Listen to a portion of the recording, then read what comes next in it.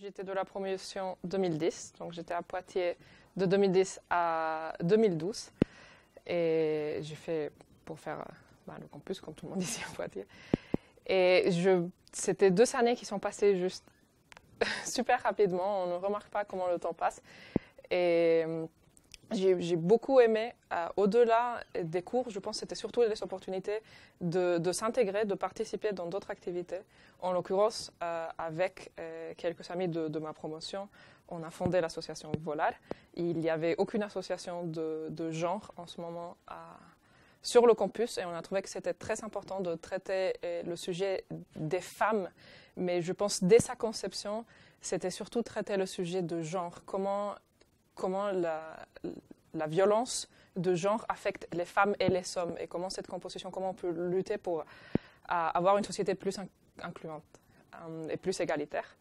Et c'est grâce au projet Volar que j'ai pu connaître Poitiers d'une façon un peu différente, m'intégrer, participer à des écoles, à des écoles primaires dans toute la banlieue poitevine. C'était une expérience super intéressante pour rencontrer, ayant venu d'un pays étranger, pouvoir connaître la France aussi au niveau de l'école primaire. C'était une opportunité incroyable.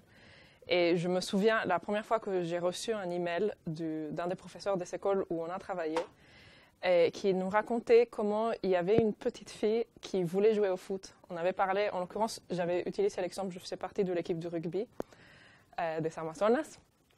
Et on avait utilisé cet exemple. On parlait comment, quand je rencontrais parfois, j'étais dans une des écoles, j'avais présenté l'exemple que je jouais au rugby, et il y avait un des élèves qui m'avait dit mais t'es une fille.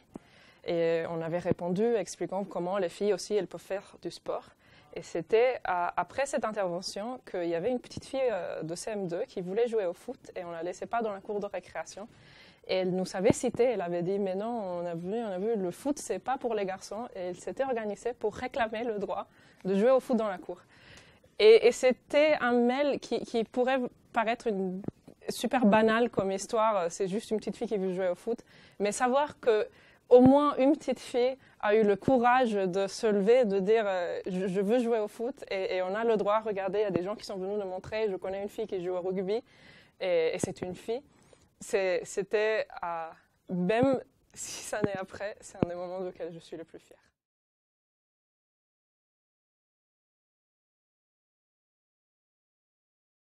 J'ai fait ma 3e année à Londres, à la London School of Economics, dans leur programme de Environment and Geography. Je savais que je voulais partir côté environnement et que je pensais que c'était une année qui allait me donner des bases assez fortes pour après partir faire j'ai fait le master à la PSIA en Environmental Policy. Et c'était très intéressant parce que ça changeait beaucoup du côté français.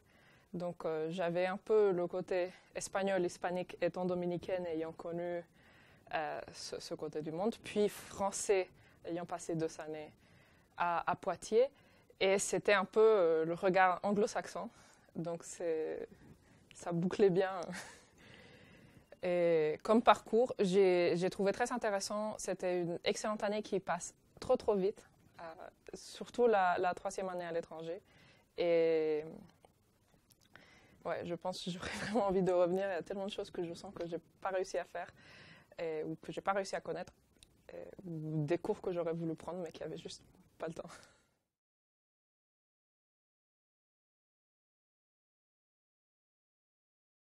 J'ai fait le Master Environmental Policy avec des spécialisations en agriculture et droits humains et actions humanitaires.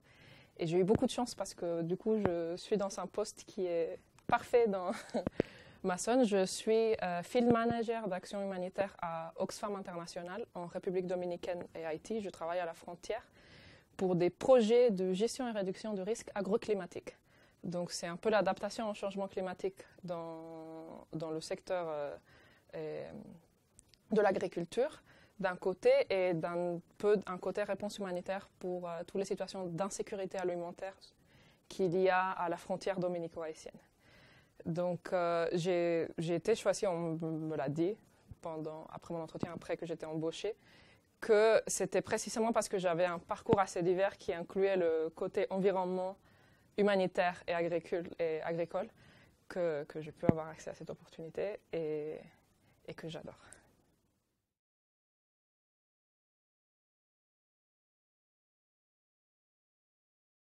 De s'intégrer le plus possible, de faire. Je me souviens, j'ai eu beaucoup de chance. Je pense qu'on était une promotion très active. J'étais membre de BDE, j'étais fondatrice de Volar et de Sciences Po Environnement ou Naturela. Et c'est les souvenirs que j'ai. Et les amis que je conserve aujourd'hui de Poitiers, bien sûr, c'est une très grande famille, on est en contact, mais ceux avec lesquels je me sens toujours le plus proche, c'est ceux avec lesquels on a participé dans ce projet. Et à Volar comme à Naturela, et qui sont mes frères et sœurs, d'une façon, ma famille choisie. Donc de ne pas hésiter à profiter parce que le temps passe super vite. Et après, on n'a plus le temps pareil. Sciences Po.